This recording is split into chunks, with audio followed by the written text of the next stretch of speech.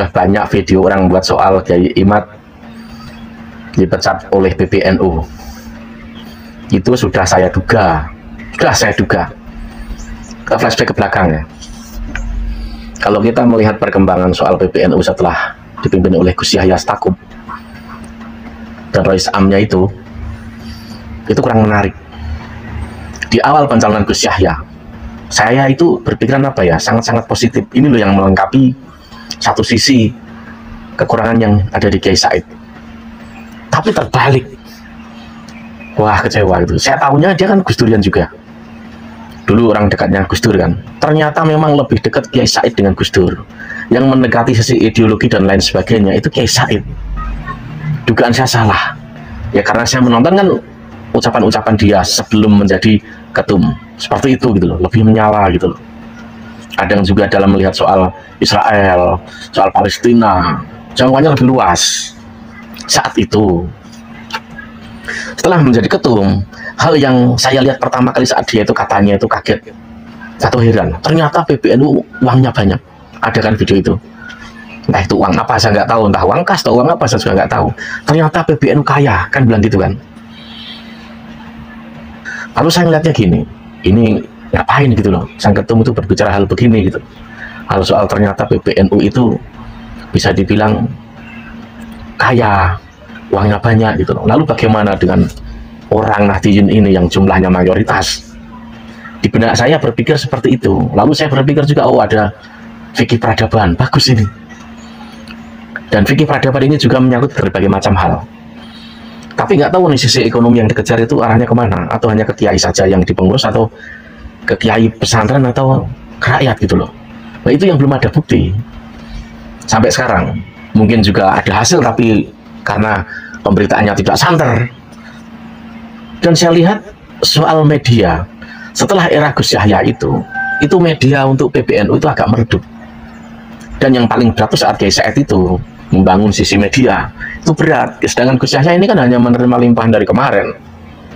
Dan harus diketahui loh, orang-orang yang di belakang Tes Nasab itu orang dulu yang berjuang saat era demo, meminimalisir opini media dari kaum-kaum demo, neo FPI, neo HTI. Itu orang-orang yang sekarang tuh banyak di pendukung Tes Nasab Kiai Imad. Benar gitu loh, sangat banyak.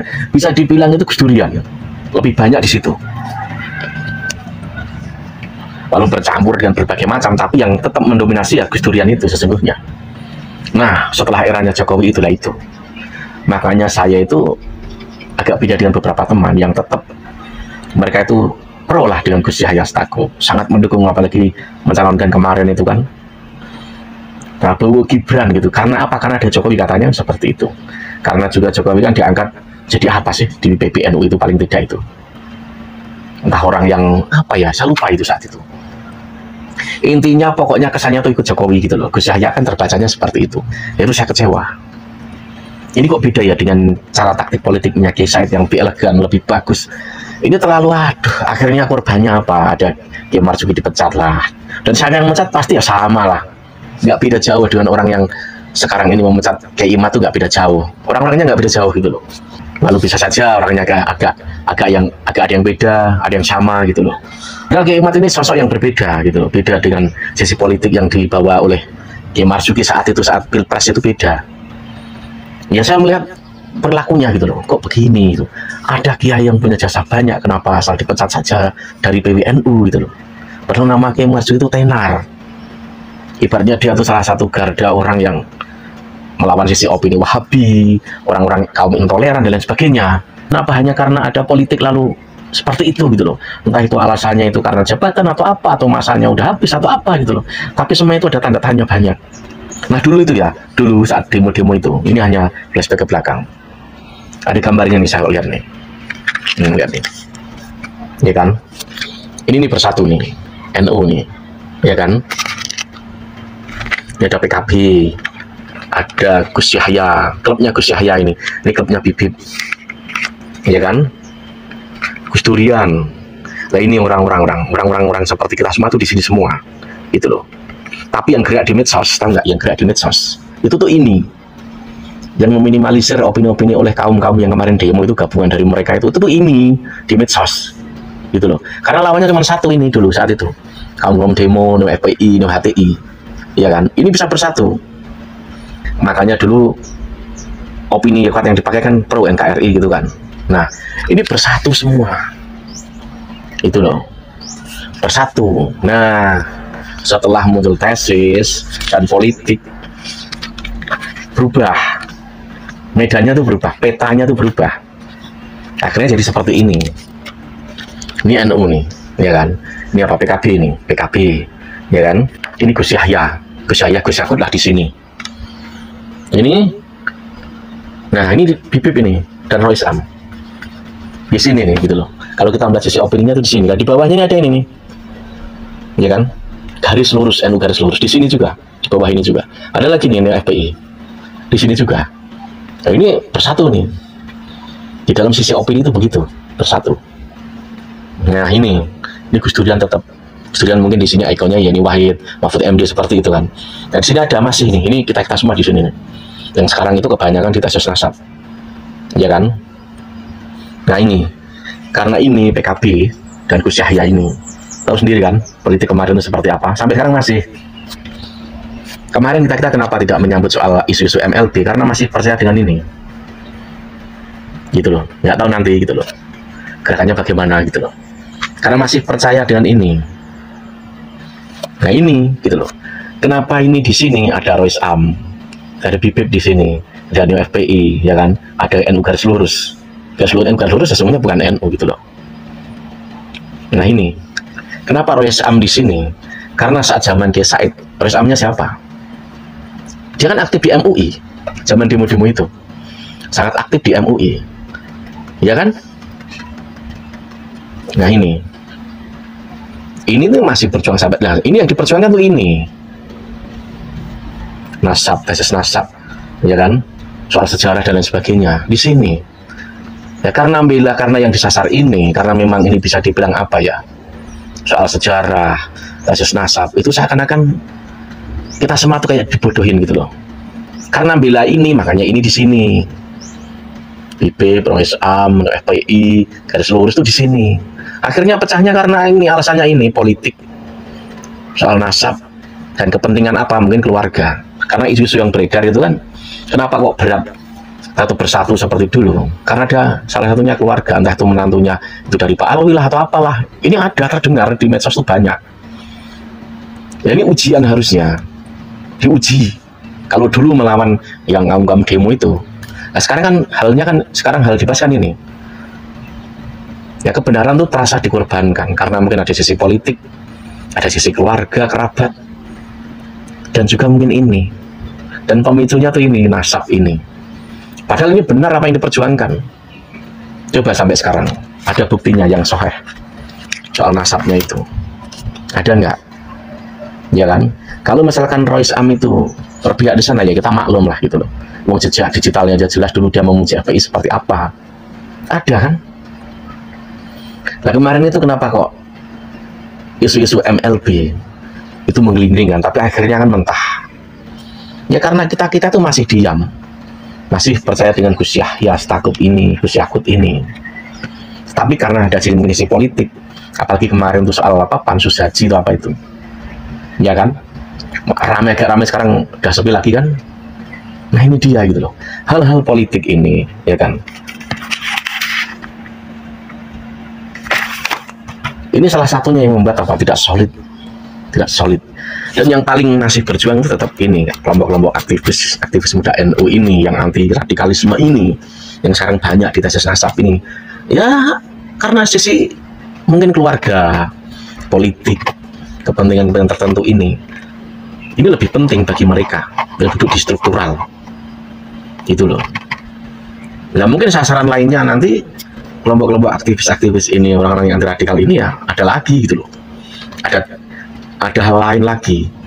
Karena kemarin MLB itu tidak disambut oleh kita semua, karena kita melihatnya ini sisi politik kan begitu, masih melihat seperti itu. Lah ini harusnya gitu loh, Kiai Imad dipecat dengan cara yang seperti itu, padahal ada orang yang harusnya lebih layak mundur, itu ada. Lalu apa itu yang dilakukan NU, terutama PBNU soal sejarah bangsa, sejarah NU? Apa yang dilakukan itu apa? Ya kemarin soal buku-buku itu cuma begitu aja kan. Jika tidak ada hal-hal yang ada di internal dari kita semua, paling juga nggak tahu.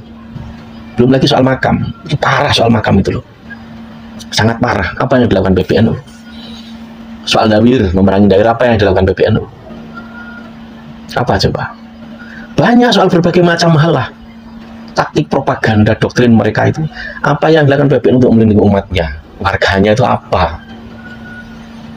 Dengan dipecatnya Kiai Imad itu, saya melihatnya memang PBNU tidak butuh kita semua, tidak butuh. Karena PBNU lebih mementingkan kepentingan dia, nggak tahu apa kepentingannya.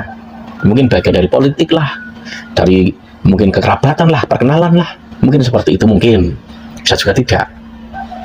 Lalu apa yang dilakukan? Soal makam saja lah, soal dawir, soal propaganda, soal doktrin dan lain sebagainya.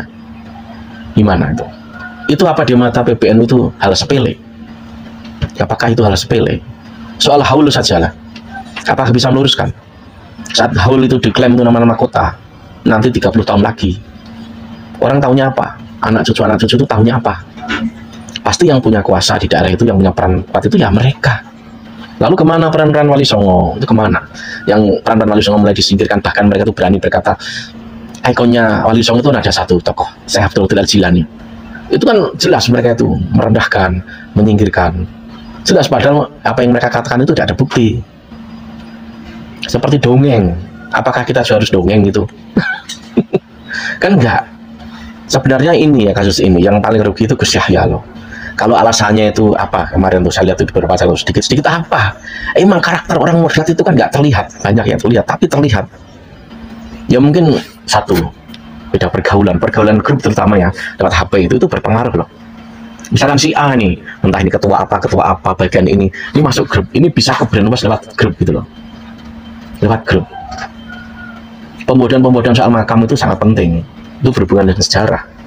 Ya mungkin PBNU tidak butuh kita semua, mungkin, tapi kita tetap akan jalan seperti apa adanya, mengawal NKRI, anti radikalisme, anti intoleran, rasisme, anti pembodohan, anti pembelokan sejarah dan lain sebagainya. Lalu di antara kita banyak yang tidak ada struktural, ya kan? Tapi kita tetap NU, mau diakui mau tidak, itu loh.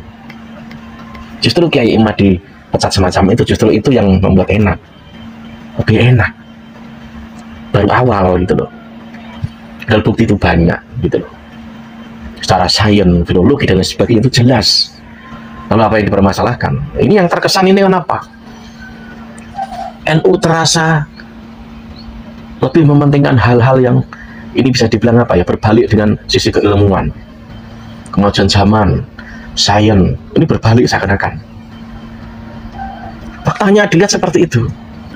Katanya orang-orang yang kasus ini begini banyak bohongnya, ngawur itu kelasnya. Kalau di TikTok itu kelas-kelas mukibin para debat, levelnya seperti itu. Kata-kata tujuannya ke orang-orang yang di tesis Kiai Imad ini loh. Ada bahasa Wahabi lah, ada bahasa kayaknya ini ada orang inilah. Justru dia tuh ngapain ngurus-ngurusin semacam itu? Bahkan dia ngaku sendiri dia tuh berusaha melarang A, B, C, D, ngapain gitu loh. Pengajian pencerahan kok berusaha dilarang. Dia kan bicara sendiri, ada ucapannya dia itu. Malah mengikuti arus-arus orang-orang yang sama dengan yang dilakukan Gus Najih itu, nuduhnya orang-orang di Tasya Nasab itu begini sama. Itu omong kosong, tau nggak? Bahasanya itu omong kosong. Itu ngomong tanpa bukti, Apalagi dulu ada isu bayaran, siapa yang bayar? Bohong 100% itu, nggak ada yang bayar orang Tasya Nasab itu, nggak ada yang bayar. Tahu sendiri kan, yang orang-orang yang katanya punya uang banyak itu posisinya di mana? Yang bisa persekusi itu siapa? Siapa yang bisa persekusi? Yang mau melakukan itu siapa? Buktinya kan banyak. Itu nyata kok, dari itu aja udah kelihatan. Iya kan? Ya itu tadi, Kiai Imad dipecat justru ini akan merugikan daya tawar Kiai Yahya sendiri. Sesungguhnya itu. Katanya apa, ada yang bilang ini nih, yang mbah sepuh itu, mbah tua itu bilang apa? Nanti dia dikhawatirkan kerusuhan apa? Orang Tasya Nasab itu tidak ada yang radikal, itu tidak ada yang takutkan untuk rusuh. Nah, yang rusuh kan mereka. Ya siapa yang di Kerawang itu? Siapa? Ya toh, bukti jelas gitu kok. Ya saya maklum karena itu tadi. Dia itu dulu di mana? Kan banyak di sebelah toh. Ya kan, di lembaga sebelah toh. Ya, mungkin dia di NU juga, tapi dia juga di sebelah toh. Di sebelah itu kan seperti apa kita tahu kok. Banyak berbagai macam ormas, lembaga seperti MUI, dulu ada FPI, HTI, itu seperti apa kita tahu. Ya itu tadi, apa yang dilakukan PBNU soal hal-hal pembelokan sejarah, soal Wali Songo juga, itu apa yang dilakukan.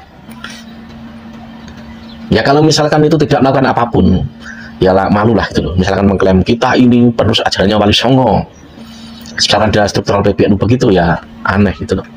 Maka tidak sepenting itu gitu loh. Wassalam.